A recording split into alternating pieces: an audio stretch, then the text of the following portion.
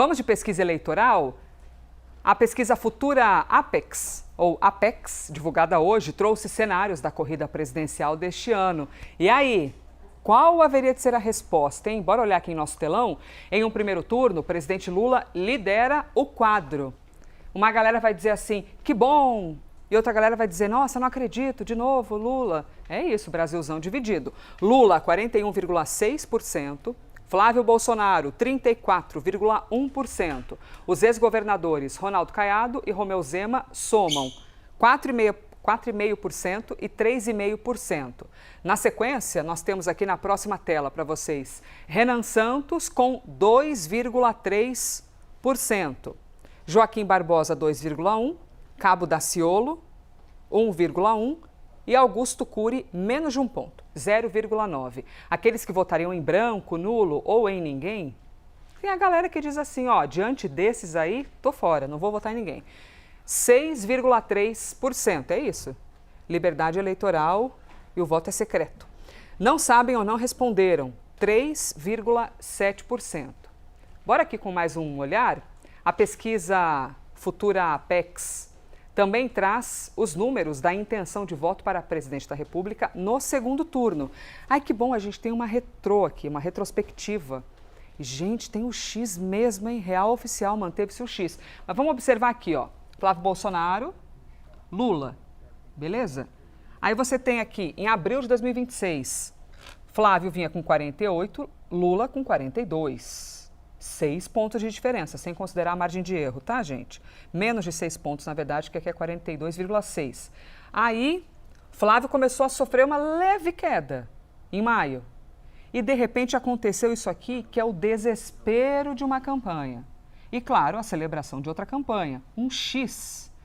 Flávio Bolsonaro, de 46,9 para 42,2. Ele quase chegou no mesmo número aqui, ó, de Lula na primeira pesquisa. E aqui, Lula de 44,4 para 47,7. E aí nós temos a sequência. Agora, 48,1 para Lula e 42,9 para Flávio Bolsonaro. Bom, lá embaixo, quem vai votar em ninguém, branco ou nulo, 7,2% agora. E não sabem ou não respondeu, 1,8%.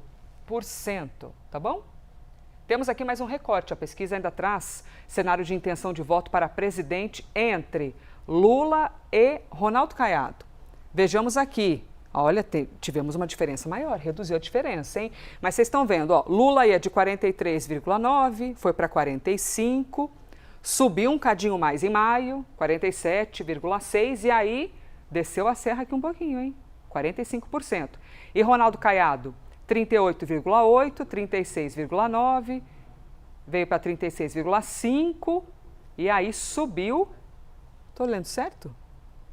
36, estou achando que eu estou lendo alguma coisa diferente aqui, né? Porque, ó, se subiu 36,5, 36,3, mas considera 36,3, tá, gente? Que está aqui, este desenho aqui é que não está fazendo sentido com esses dois dados, beleza? 36,3. Lá embaixo, ninguém, branco e nulo, 14,6, 15,4, 14,3 e agora é 14,1. E não sabe ou não responderam, 4,6%. O Instituto também trouxe um cenário entre Lula e o governador de Minas, Romeu Zema. Vejamos aqui. Lula, em abril, vocês estão vendo lá o primeiro número da esquerda, era 44,8 de Lula para 38 de Romeu Zema. Aí a gente vem caminhando, Lula foi melhorando, Zema teve uma queda.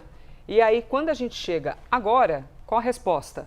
Lula, 48,5, Zema, 34,9. Lá embaixo, 13% para não sabem, perdão, para ninguém, branco ou nulo. E o não sabe ou não respondeu, 3,3%.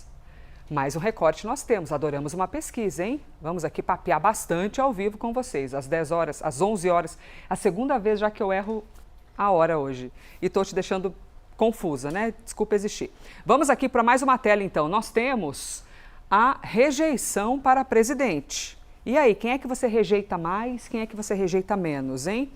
Lula e Flávio Bolsonaro. Nós tínhamos Lula com 46,4% e Flávio com 44,4%, em abril. Aí vamos aqui caminhando juntos, ó.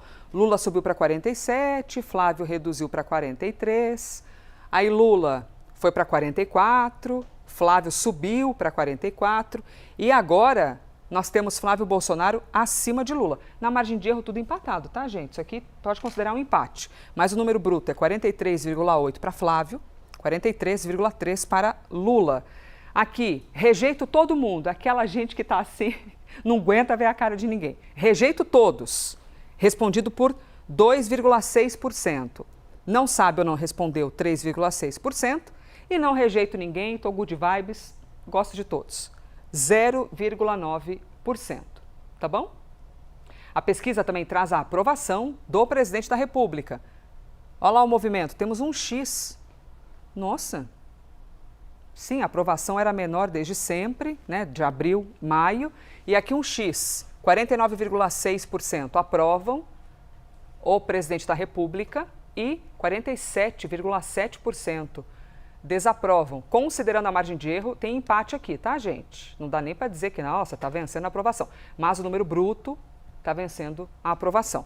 Não sabe ou não respondeu, 2,7%. Certo? Temos mais uma tela? Não, vocês estão. A gente gosta de tela, né? Mas tá bom, vamos parar por aqui.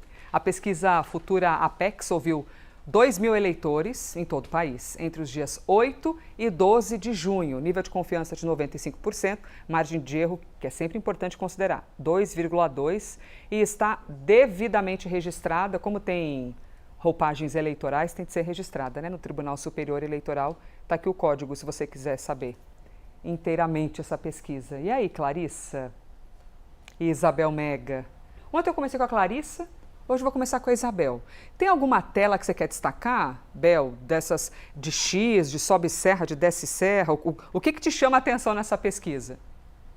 Elisa, vamos de segundo turno, então, para a gente pensar num cenário que foi mudando, né, considerando a própria série histórica dessa pesquisa em específico. Hoje a gente tem uma vantagem de 5 pontos no cenário entre Flávio e o presidente Lula, mas esse cenário já foi muito diferente, já foi de um empate técnico entre os dois e já foi, inclusive, de uma leve vantagem também do senador Flávio Bolsonaro contra o presidente Lula. Por que eu chamo a atenção para isso? A gente, todos os dias quase, traz diferentes levantamentos com diferentes metodologias aqui para quem acompanha o Live CNN. E mesmo com essas diferenças de método, a gente chega em um resultado que permite cristalizar um potencial de queda de Flávio Bolsonaro, que não dá para dizer que é definitivo, ele pode conseguir achar o fio condutor de um certo respiro para conseguir viabilizar uma ascensão novamente e se tornar novamente competitivo no mesmo patamar com o presidente Lula. Ele ainda é um candidato extremamente competitivo e a gente tem também um cenário em que o presidente Lula está levemente melhorando. Ontem falávamos isso com o levantamento que a gente compartilhava com quem estava aqui no live. E por que isso está acontecendo na avaliação de aliados do presidente Lula? Porque o poder da máquina, de alguma maneira, está começando a ser sentido. O presidente Lula tem basicamente esse mês de junho para cumprir as agendas de governo. Depois não pode mais, isso é vedado pela lei eleitoral, você já mergulha na campanha propriamente dita. E até aqui, as boas notícias, que é como eles costumam chamar, elas estão tendo um alcance. Ainda é um alcance tímido?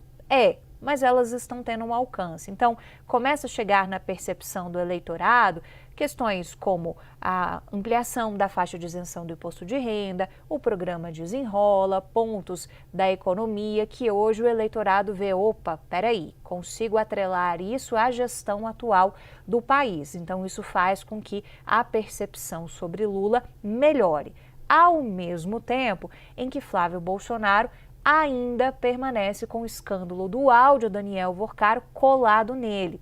E a gente ainda não está conseguindo ver um potencial de reação de Flávio Bolsonaro. Tem um ponto que nas minhas conversas com bolsonaristas sobre isso, eu tenho sentido. eles estão ainda ensaiando muita coisa sobre uma postura de vice de Flávio Bolsonaro na chapa. Recentemente, o próprio irmão de Flávio Bolsonaro, Eduardo Bolsonaro, chamou a atenção, por exemplo, para a deputada federal Júlia Zanatta, que é mergulhada no bolsonarismo radical, ao mesmo tempo em que Flávio Bolsonaro tenta passar a imagem de um candidato moderado, um candidato mais ao centro, porque o bolsonarismo radical, ele já tem com ele, pode até ter uma parcela decepcionada, mas é uma parcela que não vê tanta margem para votar em outros candidatos. E aí me chamaram a atenção para isso, como uma estratégia de Eduardo levanta uma bola, Flávio afasta isso, porque com esse gesto ele consegue se colocar numa posição novamente de centro, ele consegue ter um olhar um pouco mais ampliado para essa parcela do eleitorado que ele precisa conquistar. Então essa posição de vice, ela é considerada crucial,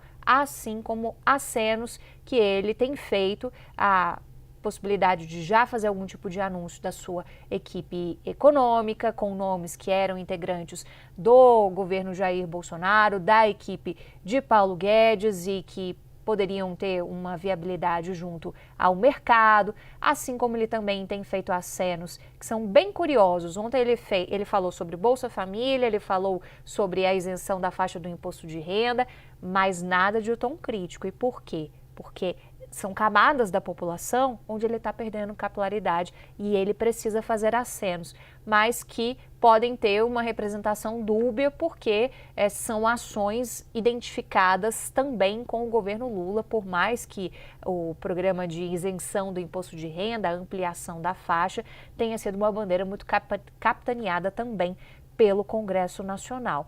Mas isso mostra que eles estão tentando achar um fio condutor de uma reação de Flávio Bolsonaro e ainda não estão conseguindo, porque diferentes institutos de pesquisa estão mostrando esse mesmo patamar de uma consolidação da queda, do derretimento hoje de Flávio Bolsonaro.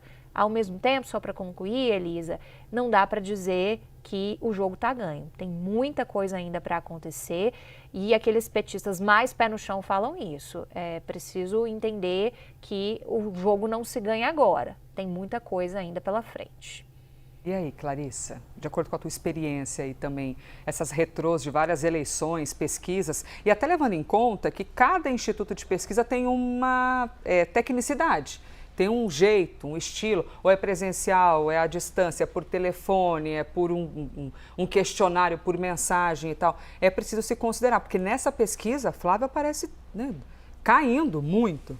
E mais do que isso, né, Elisa? Essa pesquisa, cada uma tem a sua metodologia, como você pontuou muito bem, mas essa pesquisa ela traz um cenário um pouco diferente da maioria dos outros levantamentos que a gente tem observado.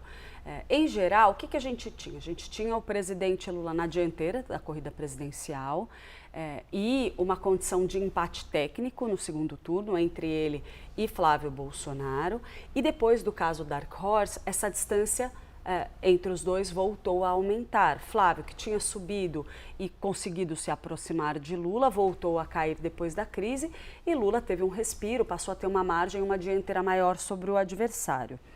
O que esse levantamento mostrava? A gente tinha essa inversão do cenário, com Flávio Bolsonaro à frente e Lula atrás na corrida presidencial, nas simulações de segundo turno, e o quadro se inverte. Então, na prática, o tombo, digamos assim, é maior, e a alta também de Lula, o tombo de Flávio e a alta de Lula acabam compondo um cenário muito mais acentuado do ponto de vista negativo para Flávio Bolsonaro, mais do que nas outras pesquisas. Então, a gente precisa entender quais são os detalhes da metodologia que possam eventualmente ter trazido esse cenário um pouco diferente, até nos levantamentos anteriores, com Flávio à frente. Mas seja como for, é inegável que a gente tem o impacto, efeito do caso Dark Horse em cima do desempenho de Flávio Bolsonaro. Isso está colocado, está em todas as pesquisas de intenção de voto, mas nesse levantamento fica no ar a ideia de que o baque em cima de Flávio foi maior do que a gente observa nos outros levantamentos. É verdade, nos outros não dão essa queda tão grande, essa sensação de que o cenário virou completamente. Pelo contrário, a gente tem até uma análise muito razoável de outros levantamentos de intenção de voto, de que Flávio caiu, ele de fato perdeu um eleitor muito estratégico, que é esse eleitor de centro, mas ainda assim ele teria preservado bastante a sua base mais fiel, teria algum terreno para se recuperar, uma vez que a polarização segue dada e ele estaria no segundo turno. Então, um pouco o que a Isabel falou, é importante a gente lembrar, isso tudo é o retrato do momento, como a gente fala em pesquisa eleitoral. E o momento ainda está muito distante daí das urnas de fato. Então, muita coisa ainda pode acontecer até lá. Mas o baque em Flávio Bolsonaro é inegável.